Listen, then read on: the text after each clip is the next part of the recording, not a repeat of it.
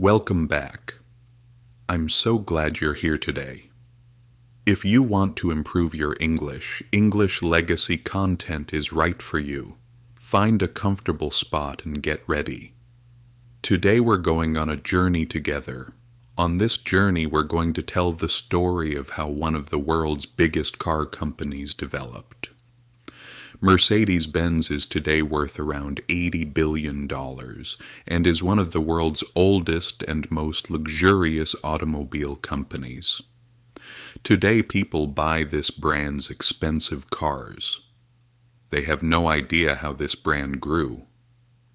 Everything started with a poor engineer who chased the dream of building the first horseless carriage and faced many doubts and failures along the way. Despite all the difficulties, he proved everyone wrong and turned his small venture into the world's first and largest mass-production automobile company. However, what began as an inspiring success story took a dark turn when the company produced military vehicles through forced labor during the Nazi era and profited from it. So lean back, relax, and today we're going to tell the crazy story of Mercedes-Benz and the man who brought automobiles to life, Carl Benz. Carl Benz was born in November 1844 in Karlsruhe, Germany. He grew up in a lower-class family. His father was a locomotive driver and barely made ends meet. Carl was only 2 years old when his father passed away. He and his mother fell into financial hardship. His childhood was not easy. Despite all the difficulties, his mother worked hard for her son to get a good education. Thanks to this, Carl was able to go to school and showed brilliant intelligence from a very young age, especially in chemistry and mechanics. When he turned 15, he decided to follow in his father's footsteps and passed the exam to enter the mechanical engineering department at the University of Karlsruhe. There, he met a teacher who would play a big role in his life, Ferdinand Rettenbacher. Rettenbacher took mechanical engineering out of just being workshop work and made it a scientific discipline. He believed that steam engines were beginning to become obsolete. Thanks to his lessons, Benz's interest in the idea of a horseless carriage grew. At the same time, Benz, who loved riding bicycles very much, began trying to find ways to produce a motorized vehicle.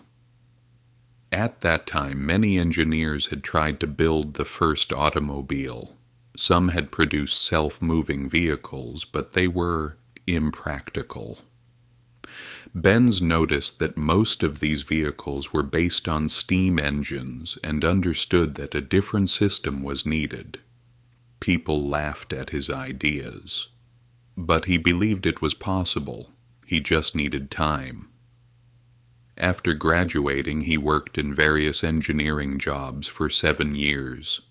He struggled in these jobs, but used his experience to start his own business.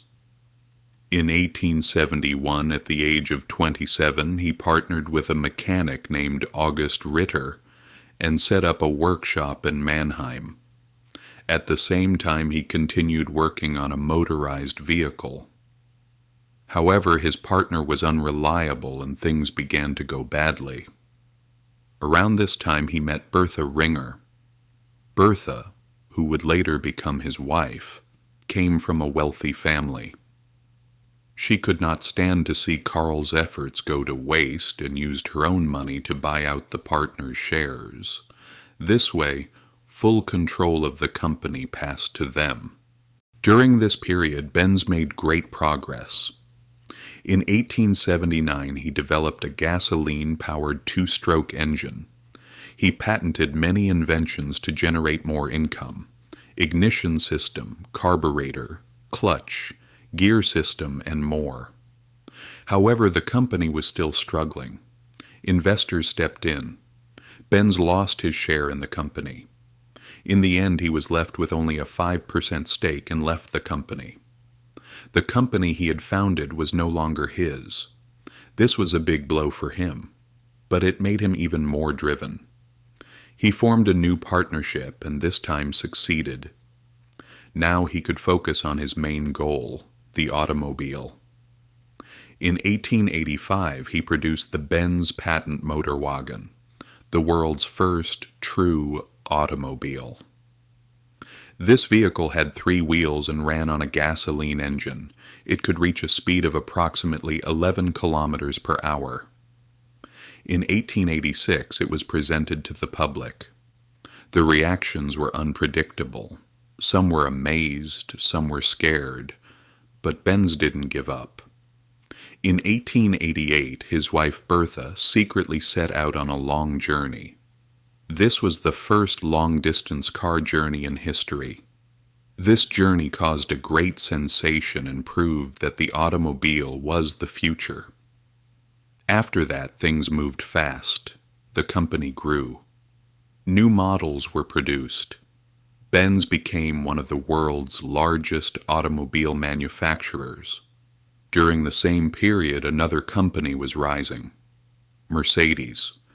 The 2 companies eventually merged, and Mercedes-Benz was born. Over time, the company grew, saw wars, experienced crises, but each time got back on its feet. Mercedes-Benz became one of the most important industrial institutions of Nazi Germany during the Second World War. During the war years, the company stopped civilian vehicle production and produced military vehicles, aircraft engines, and tanks for the army. The darkest side of this period was the forced laborers in the factories. Prisoners brought from concentration camps and prisoners of war were forced to work under harsh conditions. After the war ended, this period remained the heaviest page in the company's history. Mercedes acknowledged this truth years later and paid compensation to the victims. But what happened took its place as part of history. When the war ended, Mercedes's factories were in ruins. But the company slowly recovered. It first produced simple and sturdy cars. Then, as Germany's economy improved, Mercedes grew too. The 300 SL model that came out in 1954 amazed the world and showed the quality of the brand. As the years passed, it produced both luxury and more affordable models. It became a pioneer in safety and quality. Today, it is one of the world's most recognized automobile brands. Today, Mercedes-Benz is one of the world's most valuable automobile brands. And this success began with the dream of a poor engineer named Carl Benz. That's where today's story ends. See you in the next videos.